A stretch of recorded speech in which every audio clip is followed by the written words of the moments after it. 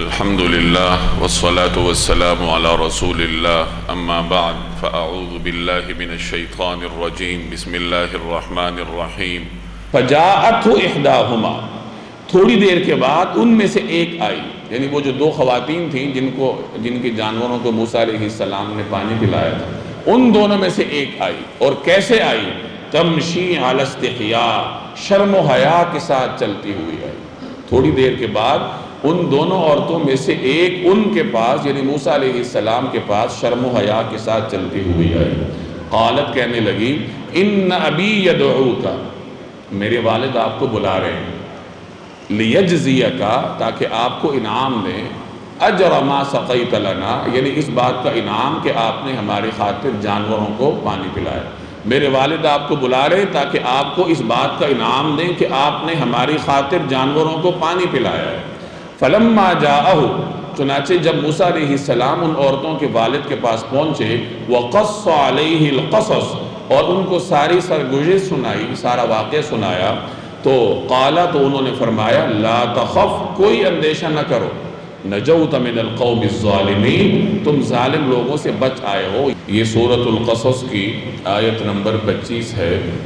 گزشتہ آیات کا خلاصہ یہ ہے کہ حضرت موسیٰ علیہ السلام کی ولادت مصر میں ایسے زمانے میں ہوئی جب فرعون بنی اسرائیل کے پیدا ہونے والے ہر لڑکے کو قتل کرنے کے درپے تھا۔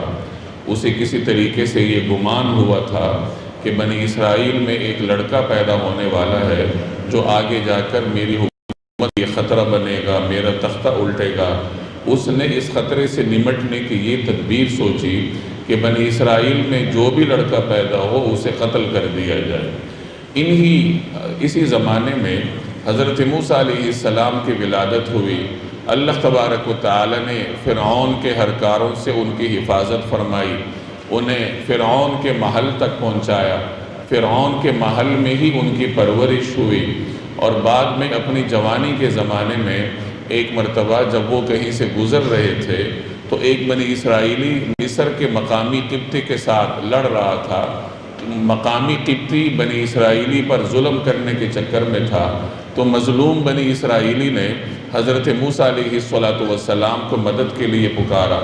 حضرت موسیٰ علیہ السلام مظلوم کی مدد کے لیے گئے۔ ظالم کو انہوں نے بطور سزا کے ایک مکہ رسید کیا، اس مکے کی وہ تاب نہ لا سکا اور دنیا سے ہی رخصت ہو گیا۔ جب یہ معاملہ عام ہو گیا تو حضرت موسیٰ علیہ السلام کے لیے مصر میں رہنا تقریباً ناممکن ہوا، مشکل ہو گیا کہ اب مصر میں کیسے رہیں۔ فرعون کی جو سیکیورٹی فورسز تھیں، اس کے جو ہرکارے تھے، وہ موسیٰ علیہ السلام کی تلاش میں تھے۔ یہ ان کی نبوت سے پہلے کے واقعات ہیں، جیسے گزشتہ دروس میں آپ کے سامنے تفصیل سے آ چکے ہیں۔ تو ان حالات کے پیش نظر حضرت موسیٰ علیہ السلام نے مصر سے ہجرت کرنے کا فیصلہ کیا، اور ہنگامی طور پر مصر سے نکل کھڑے ہوئے۔ جانا کہاں تھا؟ مصر کے قریب مدین نامی ایک آبادی تھی جس میں حضرت ابراہیم علیہ السلام ہی کی اولاد آباد تھی۔ یہ مصر کے مشرقی جانب صحرائے سینا میں خلیج عقبہ کے کنارے پر قدیم شہر تھا۔ آج کل تو شاید اس کے کھنڈرات ہی باقی ہوں گے۔ تو بہرحال حضرت موسیٰ علیہ السلام مصر سے پیدل مدین نامی اس شہر میں تشریف لے گئے۔ یہ مصر سے فاصلے پر تھا، اس زمانے میں پیدل 8 یا 9 دن کا سفر تھا جو کہ حضرت موسیٰ علیہ السلام نے طے کیا۔ جب وہ مصر سے سفر کرتے کرتے مدین پہنچے تو سب سے پہلے ان کا سامنا ایک جماعت سے ہوا۔ کنویں کے کنارے پر ایک جماعت تھی جو کہ اپنے جانوروں کو پانی پلا رہی تھی، مرد پانی پلا رہے تھے، اور ایک طرف 2 لڑکیاں کھڑی تھیں، 2 خواتین تھیں جنہوں نے اپنے جانوروں کو سنبھالا ہوا تھا، روکا ہوا تھا اور انتظار میں تھی۔ تو موسیٰ علیہ السلام نے ان سے دریافت کیا کہ آپ یہاں کیوں کھڑی ہیں؟ تو انہوں نے جواب دیا کہ چونکہ ہمارے گھر میں ہمارے والد بزرگ ہیں، وہ تو باہر جا نہیں سکتے، بھائی بھی ہمارا نہیں ہے، تو مجبوراً ہمیں گھر سے نکلنا پڑا ہے۔ یعنی انہوں نے یہ وضاحت کر دی کہ ہم بلا عذر نہیں نکلی، بلکہ ہمارا یہ عذر ہے اس عذر کے پیش نظر ہم گھر سے نکلی ہیں، اور چونکہ یہ مردوں کا معاشرہ ہے، یعنی مرد وہاں جمع ہو کر پانی پلا رہے ہیں، تو اس طریقے سے مردوں کے درمیان جا کر اپنا کام کرنا یا جانوروں کو پانی پلانا حیا کے خلاف ہے، تو ہم ایک طرف کھڑی ہیں کہ جب یہ مرد اپنا کام مکمل کر کے پانی پلا کر فارغ ہو جائیں تو پھر ہم اپنے جانوروں کو پانی پلائیں گے۔ حضرت موسیٰ علیہ السلام نے ان کی جانوروں کو لیا اور ان کو پانی پلا دیا، یعنی اس طریقے سے انہوں نے ضرورت مندوں کا کام کیا۔ پچھلے درس میں تفصیل سے آپ کے سامنے آ چکا ہے کہ انبیاء کا اسوہ حسنہ ہی یہی ہے کہ باوجود یہ کہ خود ضرورت مند ہوں لیکن دوسرے کی ضرورت کو اپنی ضرورت پر ترجیح دینا یہ نیک لوگوں کا کام ہے، اور یہی انبیاء علیہ السلام نے رہتے زمانے تک آنے والی انسانیت کے لیے ایک اسوہ حسنہ چھوڑا ہے۔ حضرت موسیٰ علیہ السلام نے جب ان کے جانوروں کو پانی پلایا تو وہ گھر چلی گئی، اور چونکہ وقت سے پہلے چلی گئی تھیں، پہلے تو وہ انتظار کرتی تھیں کہ سارے لوگ فارغ ہو جائیں پھر ہم پانی پلائیں، اور اب تو ان کا کام موسیٰ علیہ السلام نے کر دیا تو وہ وقت سے پہلے چلی گئی۔ تو والد ماجد نے پوچھا تو انہوں نے بتایا کہ اس طریقے سے ایک مسافر ہے تو وہاں موجود ہے اور اس نے ہمارے حصے کا کام کیا کہ ہمارے جانوروں کو پانی پلایا۔ تو ان کے والد ماجد نے فرمایا کہ اس مہمان کو بلاؤ، وہ تو مسافر ہے، اسے بلا کر لاؤ۔ یہاں تک گزشتہ 2 دروس میں آپ پڑھ چکے ہیں۔ اب وہ ان دونوں خواتین میں سے جو بڑی تھی جس کا نام صفورہ مفسرین نے بتایا ہے، تو یہ صفورہ نامی خاتون اپنے گھر سے آتی ہے، حضرت موسیٰ علیہ السلام کو دعوت دیتی ہے، اور قرآن کریم اس کے آنے کا منظر بھی کھینچتا ہے کہ وہ حیا کے ساتھ چلتی ہوئی آئی۔ آپ خوب جانتے ہیں کہ قرآن کریم واقعے کا صرف وہ پہلو بیان کرتا ہے جس میں ہمارے لیے کوئی ہدایت ہو، جس میں ہمارے لیے کوئی سبق ہو۔ اب قرآن کریم اگر ایک خاتون کے آنے کا منظر بھی بیان کرتا ہے، کیفیت بیان کرتا ہے کہ وہ خاتون کس طریقے سے آئی، تو اس کا مطلب یہ ہے کہ اس سے قرآن کریم ہمیں کوئی بڑا سبق دے رہا ہے، بالخصوص خواتین کو کوئی سبق دے رہا ہے کہ خواتین اگر باہر کے معاشرے میں جاتی ہیں، کسی ضرورت سے جاتی ہیں، تو ان کا بنیادی فرض ہے کہ وہ حیا کے دامن کو پکڑے رکھیں، حیا کے ساتھ چلیں، یعنی ان کی چال میں بھی حیا ہونی چاہیے۔ گزشتہ درس میں تفصیل کے ساتھ آپ کے سامنے آ چکا ہے کہ خواتین کے لیے اللہ نے بنیادی طور پر گھر کو مقرر کیا ہے۔ وَقَرْنَ فِي بُيُوتِكُنَّ، ازواج مطہرات کے ذریعے اللہ نے امت کی تمام خواتین کو، ماؤں کو، بہنوں کو، بیٹیوں کو یہ ہدایت دی ہے کہ تمہاری اصل جگہ تمہارا گھر ہے، گھر میں ٹھہری رہو۔ ہاں، چونکہ قرآن کریم ایک ایسے دین کی تعلیم دیتا ہے جو جامد نہیں ہے، بلکہ حالات کے ساتھ ساتھ بوقت ضرورت انسانوں کی مجبوریوں کو پیش نظر رکھتے ہوئے وہ اپنے احکام میں تبدیلی لاتا ہے، لچک پیدا کرتا ہے۔ تو خاتون کا اصل مقام تو گھر ہے، لیکن بوقت ضرورت وہ باہر جا سکتی ہے، علاج کے لیے جا سکتی ہے، تعلیم کے لیے جا سکتی ہے، اور اگر گھر میں مرد نہ ہو تو گھر کے کام کاج انجام دینے کے لیے بھی جا سکتی ہے۔ جیسے یہاں یہ 2 بچیاں ہیں جو کہ جانوروں کو پانی پلانے کے لیے آئی ہیں، تو وہ جب گھر میں مرد نہ ہو تو خواتین سودا لینے کے لیے بھی جا سکتی ہیں، خریداری کرنے کے لیے بھی جا سکتی ہیں۔ لیکن کیسے جائیں گی؟ تو جانے کا طریقہ قرآن کریم نے یہاں بتایا کہ حیا کے ساتھ چلتی ہوئی جائیں گی۔ بعض مفسرین نے اس کے ضمن میں حضرت عمر رضی اللہ تعالی عنہ کا قول نقل کیا ہے کہ وہ اس آیت کے ذیل میں فرماتے تھے کہ وہ بچی حیا کے ساتھ چلتی ہوئی آئی، یعنی وہ ایسی خاتون تھی جو اس طریقے سے آئی کہ اس کے چہرے پر نقاب تھا، یعنی اس کا چہرہ ڈھکا ہوا تھا، اور وہ کوئی ایسی خاتون نہیں تھی جو ہر جگہ جانے والی ہو۔ جیسے خواتین بعض اوقات کچھ خواتین آزادی کے ساتھ ہر جگہ چلی جاتی ہیں، تو وہ ایسی خاتون نہیں تھی، ایسی بچی نہیں تھی، بلکہ ضرورت کے تحت حیا کا دامن پکڑ کے اور منہ پر نقاب ڈال کر اس طریقے سے حضرت موسیٰ علیہ السلام کے پاس آئی۔ تو قرآن کریم کی اس آیت کو اور اس کے ذیل میں سیدنا عمر رضی اللہ تعالی عنہ کی تفسیر کو مد نظر رکھتے ہوئے پھر ہمارے سامنے یہ ہدایت آتی ہے کہ اگر خاتون نے کہیں باہر جانا ہے کسی بھی ضرورت کے لیے، ضرورت کوئی بھی ہو سکتی ہے، ضروریات کے لیے کوئی تخصیص نہیں کی جا سکتی، زمانہ بدلنے کے ساتھ افراد بدلنے کے ساتھ، خاندان بدلنے کے ساتھ کسی کی کوئی بھی ضرورت ہو سکتی ہے۔ جس گھر میں مرد ہوتے ہیں وہاں خواتین کی ضروریات اور ہوتی ہیں، اگر کسی گھر میں مرد ہی نہ ہو تو وہاں خواتین کی ضروریات اور ہو جائیں گی۔ جیسے اسی واقعے میں آپ کے سامنے مثال ہے کہ خواتین ہیں اور ایک جلیل القدر شخصیت کی صاحبزادیاں ہیں، لیکن اپنے جانوروں کو پانی پلانے کے لیے انہیں خود جانا پڑ رہا ہے کیونکہ گھر میں مرد نہیں ہے، والد ماجد ہیں لیکن وہ بزرگ ہیں، وہ یہ کام کر نہیں سکتے۔ تو بہرحال افراد بدلنے سے، زمانہ بدلنے سے، شخصیات بدلنے سے، گھر کا ماحول بدلنے سے خواتین کی ضروریات مختلف ہو سکتی ہیں۔ تو خاتون خود ہی اپنے لیے فیصلہ کرے گی کہ یہ میرے لیے کس نوعیت کی ضرورت ہے۔ تو جب ضرورت کے تحت باہر نکلے گی تو پھر حضرت عمر رضی اللہ تعالی عنہ کے اس فرمان کی روشنی میں اس آیت پر عمل کر کے نکلے گی کہ حیا کے ساتھ جائے، اپنے چہرے پر نقاب ڈال کر جائے، اور ان خواتین کی سی چال نہ اپنائے جو کہ ہر جگہ جاتی پھرتی ہیں۔ بہت ساری آزاد مزاج کی خواتین ہوتی ہیں جو بلا تکلف ہر جگہ چلی جاتی ہیں، ایک مسلمان حیادار خاتون کا یہ مزاج نہیں ہوتا۔ سیدنا عمر نے اس آیت میں جو یہ تفسیر فرمائی حیا کی کہ چہرے پر نقاب ڈال کر گئی، تو اس کا مطلب یہ ہوا کہ حضرت عمر کے زمانے میں یا صحابہ کے زمانے میں یا زمانہ نبوت میں خواتین کا طریقہ کار یہی تھا کہ وہ نقاب ڈال کر باہر تشریف لے جاتی تھی۔ حضرت عائشہ رضی اللہ تعالی عنہ کی ایک روایت کا مفہوم ہے کہ ہم حج کے موقع پر نبی کریم صلی اللہ علیہ وسلم کے ساتھ تھیں۔ آپ صلی اللہ علیہ وسلم حجۃ الوداع کے موقع پر تمام ازواج مطہرات کو اپنے ساتھ لے گئے تھے حج کروانے کے لیے۔ تو حضرت عائشہ فرماتی ہیں کہ ہم بھی حضور صلی اللہ علیہ وسلم کے ساتھ تھیں، اور جب ہمارے قریب سے سوار گزرتے تھے تو ہم اپنے چہرے کے آگے کوئی کپڑا کر لیا کرتی تھی۔ یعنی عام طور پر تو ایسی ہی سفر کر رہی تھی، لیکن جب قریب سے کوئی مرد گزرتا تھا تو وہ اپنے چہرے کے سامنے کوئی کپڑا کر لیا کرتی تھی۔ یعنی چہرہ ڈھانپ کر رکھنا یہ صحابیات کا عام ماحول تھا، اور حضرت عمر رضی اللہ تعالی عنہ بھی اپنے ماحول کی روشنی میں یہاں حیا کی یہ تفسیر فرما رہے ہیں کہ وہ اپنے چہرے پر نقاب ڈال کر گئی۔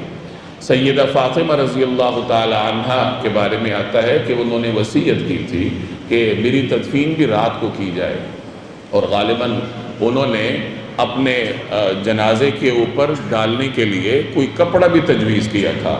جہاں تک مجھے یاد پڑتا ہے کہ جب ان کا آخری وقت تھا تو ان کی خدمت کے لیے حضرت ام عمیس رضی اللہ تعالی عنہ تھی، غالباً وہ وہاں موجود تھی۔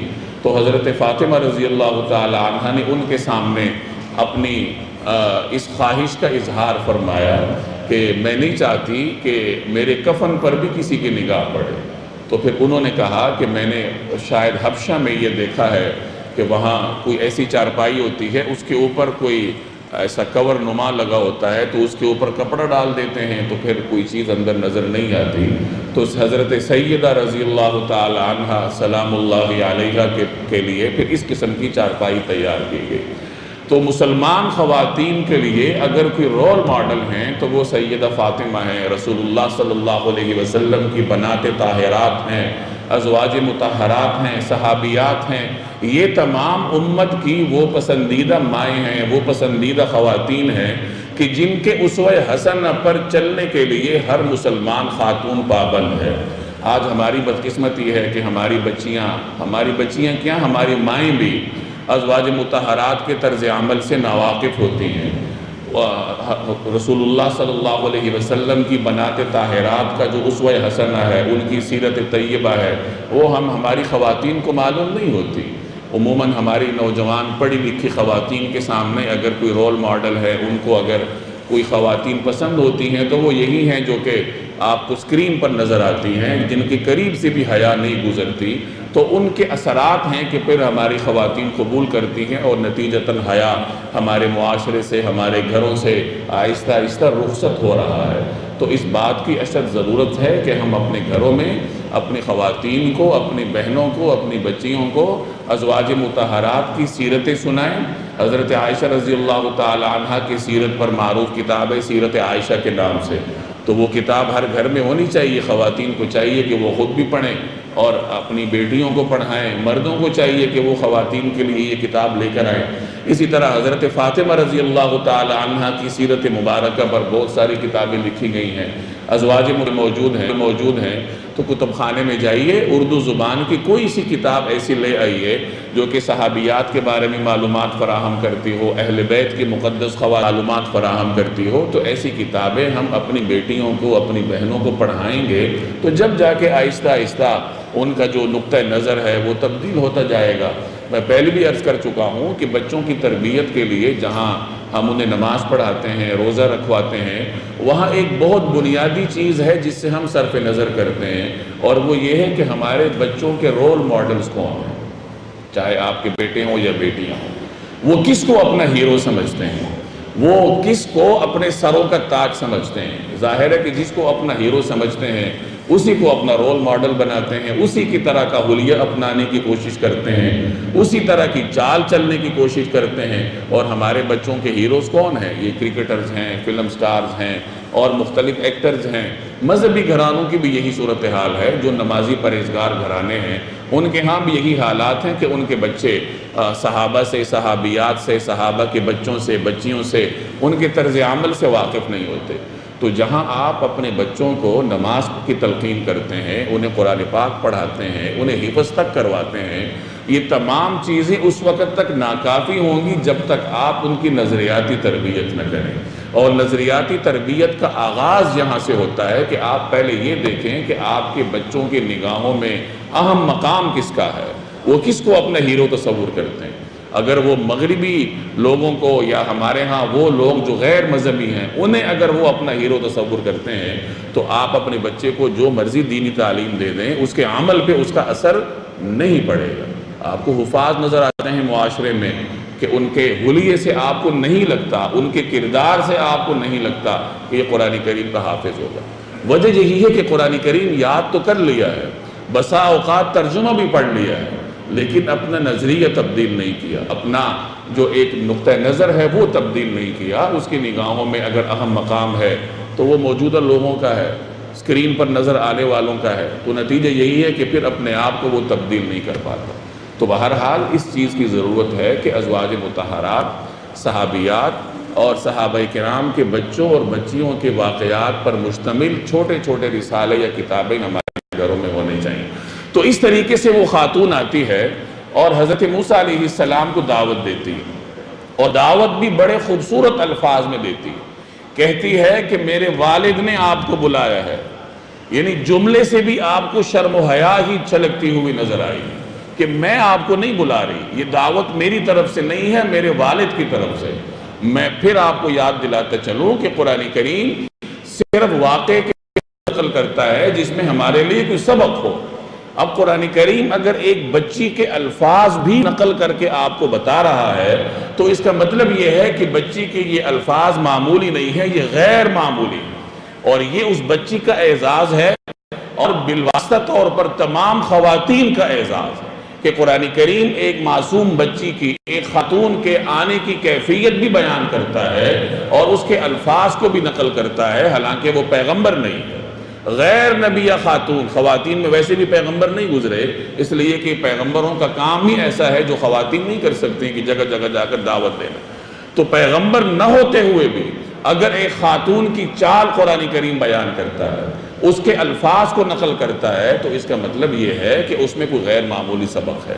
اور ایک اور پہلو سے آپ دیکھیں تو اس بچی کو یہ جو اللہ نے امتیاز عطا کیا کہ قیامت تک کے لیے اس کو زندہ کر دیا، قیامت تک آنے والا ہر مسلمان اس آیت کو پڑھے گا، اس کی ذیل میں اس بچی کی سیرت کو پڑھے گا، اس کے نام کو پڑھے گا، اس کے کارناموں کو پڑھے گا۔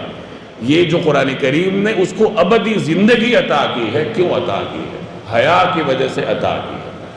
تو ہماری مسلمان بہنوں کو غور کرنا چاہیے کہ حیا یہ خاتون کا ایسا زیور ہے جس نے قرآن کریم میں خواتین کو زندہ رکھا ہے، اور جو خاتون اسی زیور سے اپنے آپ کو متصف کرتی ہے تو اللہ تعالیٰ اس کی زندگی میں ایسی برکتیں ڈالتا ہے جس کا اس نے تصور بھی نہیں کیا ہوگا۔ تو وہ آ کے دعوت دیتی ہے کہ دیکھیے میرے والد نے آپ کو بلایا۔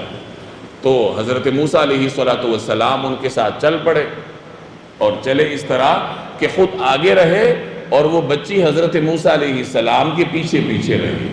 یعنی اس واقعے کے ایک ایک پہلو میں خواتین کے لیے کوئی نہ کوئی سبق ہے۔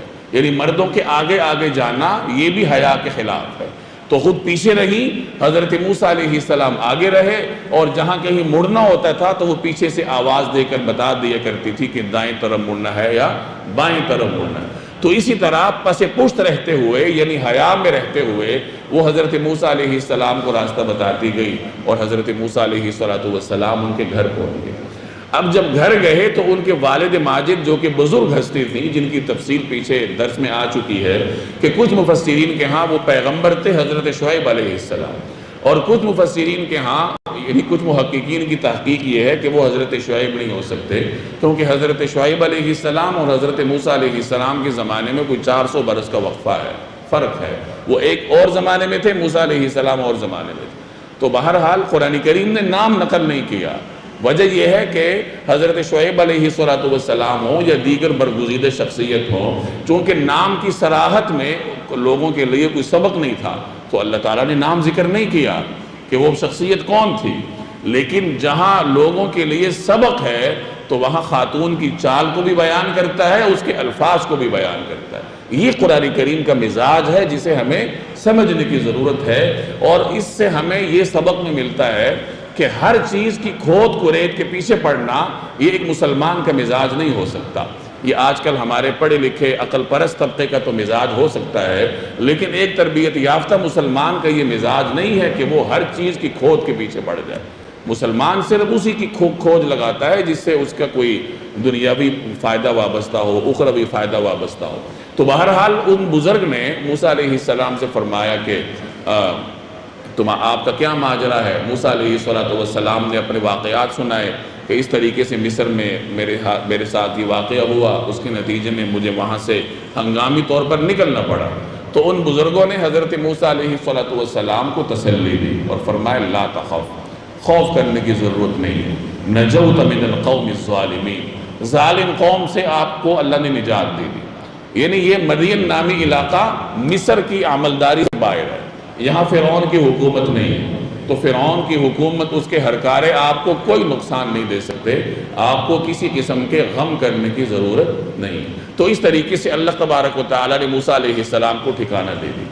دعا کی تھی نا، وہ پیچھے درس میں آپ پڑھ چکے ہیں کہ جب وہ ان بچیوں کی جانوروں کو پانی پلا چکے، اب بچیاں تو گھر چلے گئیں، موسیٰ علیہ السلام کہاں جاتے؟ نہ گھر تھا، نہ روزگار تھا، نہ چھت تھی، نہ کھانے کا کوئی ذریعہ تھا، اور 8-10 دن کا سفر کیا تھا بغیر کھائے پیے۔ راستے میں کوئی بھی جنگل سے چیز ملی ہوگی، لیکن زاد راہ لے کر مصر سے نہیں نکلے تھے، وہ تو ہنگامی طور پر نکلے تھے۔ تو ان حالات میں انہوں نے دعا کی تھی کہ رب انی لما انزلت الی من خیر فقیر، کہ یا اللہ آپ کی طرف سے جو بھی خیر میری طرف نازل ہو میں اس کی حاجت رکھتا ہوں، میں حاجت مند ہوں۔ تو دعا کا ثمرہ فوری طور پر یوں نصیب ہوا کہ اللہ نے ٹھکانہ دے دیا۔ ان شعیب علیہ السلام یا جو بھی وہ بزرگ تھے، مقدس بزرگ، ان کے گھر میں موسیٰ علیہ السلام کو ٹھکانہ ملا، اور آگے جا کے آپ پڑھیں گے کہ روزگار بھی مل گیا، کہ انہوں نے کہا کہ اگر آپ یہاں رہتے ہیں اور 8 سال 10 سال تک میری بکریاں چراتے ہیں تو میں اپنی ایک بیٹی کا نکاح آپ سے کر دوں گا۔ یہ جس خاتون کا ذکر ہم نے پڑھا، اور میں نے عرض کیا کہ مفسرین نے ان کا نام صفورہ نقل کیا ہے۔ ان کے بارے میں آتا ہے، ایک روایت کا مفہوم ہے کہ دنیا میں 3 ایسے لوگ گزرے ہیں جنہیں اللہ نے نمایاں فراست عطا کی تھی، مردم شناسی عطا کی تھی، یعنی لوگوں کی پہچان کا فن عطا کیا تھا۔ اس میں ایک تو یہ صفورہ نامی خاتون ہیں، جنہوں نے اپنے والد کو کہا تھا، آگے جا کے آپ پڑھیں گے کہ ان کو آپ ملازم رکھ لیجئے، کیونکہ بہترین ملازم وہ ہوتا ہے جو قوی بھی ہو، امین بھی ہو۔ تو انہوں نے پہچان لیا تھا کہ یہ ملازمت کے لیے بہترین ہے۔ اور دوسری شخصیت جسے اللہ نے فراست عطا کی تھی، وہ شخص تھے جنہوں نے یوسف علیہ السلام کو خریدا تھا اور گھر جا کر اپنی بیوی کو تاکید کی تھی کہ انہیں اچھے طریقے سے رکھو، کیونکہ اللہ تعالیٰ ان سے ہمیں کوئی فائدہ پہنچائے۔ تو وہ بھی اپنی فراست کی بنا پر پہچان گئے تھے کہ یہ خوبصورت ترین نوجوان یا بچہ یہ معمولی شخصیت نہیں ہے، یہ غیر معمولی شخصیت ہے۔ اور تیسرے نمبر پر جن شخصیت کا ذکر ہے جنہیں اللہ نے غیر معمولی فراست عطا کی تھی، وہ سیدنا ابو بکر صدیق رضی اللہ تعالی عنہ ہیں، جنہوں نے اپنے بعد خلافت کے لیے سیدنا عمر فاروق کا انتخاب کیا تھا، اور ان کی نظر فراست نے یہ پہچان لیا تھا کہ میرے بعد اگر امت محمدیہ کو کوئی تھام سکتا ہے، سنبھال سکتا ہے تو وہ عمر فاروق ہیں۔ اور ان سے عرض بھی کیا گیا کہ حضرت عمر تو بہت سخت ہیں، تو آپ ان کے حوالے مسلمانوں کو کر کے جا رہے ہیں تو کیا بنے گا؟ تو ابو بکر نے فرمایا کہ وہ سخت اس لیے تھے کہ میں نرم تھا، تو میری نرمی اور ان کی سختی مل کر تمہیں چلا رہی تھی، اب جب میری نرمی نہیں رہے گی تو حضرت عمر خود بخود تمہارے لیے نرم ہو جائیں گے۔ اور پھر حضرت عمر نے خلافت کو کیسے چلایا آپ اس سے واقف۔ تو یہ 3 شخصیات کائنات میں ایسی گزری ہیں جنہیں اللہ تبارک و تعالیٰ نے نمایاں طور پر فراست عطا کی تھی، اور ان میں سے ایک یہ حضرت صفورہ ہیں جو آگے جا کے حضرت موسیٰ علیہ السلام کی اہلیہ بنی تھی۔ تو یہ حضرت موسیٰ کی دعا کا ثمرہ تھا کہ ٹھکانہ بھی مل گیا، روزگار بھی مل گیا، اور آگے جا کے اللہ تبارک و تعالیٰ نے اہل و عیال بھی نصیب فرما دی۔ ابھی نہیں، اسی تفصیل کے ذیل میں اب آپ آیت کو ترجمہ دیکھیں۔